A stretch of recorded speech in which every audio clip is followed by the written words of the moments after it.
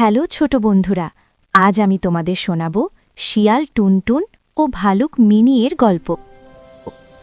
এক সুন্দর সবুজ জঙ্গলে থাকত ছোট্ট শিয়াল টুনটুন।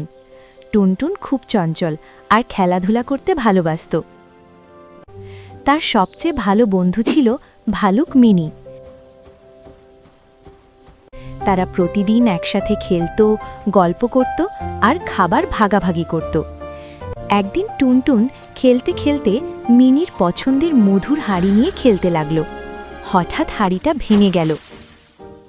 ভালুক মিনি খুব দুঃখ পেল, তার চোখে জল চলে এলো। টুনটুন প্রথমে ভয় পেয়ে চুপ করে রইল। সে বুঝতে পারল তার দুষ্টুমি বন্ধুর মন কষ্ট দিয়েছে। এই সময় জ্ঞানী প্যাঁচা কাকু এলেন। তিনি বললেন, টুনটুন, ভুল সবারই হয়, কিন্তু ভুল করলে ক্ষমা চাইতে জানলে বন্ধুত্ব আরও শক্ত হয়। টুনটুন কাঁপতে কাঁপতে মিনির কাছে গেল। সে বলল, মিনি, আমি সত্যিই দুঃখিত।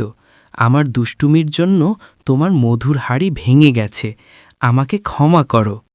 ভালুক মিনি প্রথমে রাগ করছিল, কিন্তু টুনটুনের চোখে সত্যি অনুতাপ দেখেই সে বলল, তুমি সত্য বলেছ, তাই আমি তোমাকে ক্ষমা করে দিলাম। টুনটুন আর মিনি আবার একসাথে খেলতে শুরু করল। এবার তারা আরও সতর্ক এবং মন দিয়ে খেলল। টুনটুন শিখল ভুল করলে ক্ষমা চাওয়া এবং সত্য বলা বন্ধুত্বকে আরও শক্ত করে। আমাদের আজকের গল্প এ পর্যন্ত। আবার নতুন একটি সুন্দর গল্প নিয়ে তোমাদের সামনে হাজির হব। টাটা।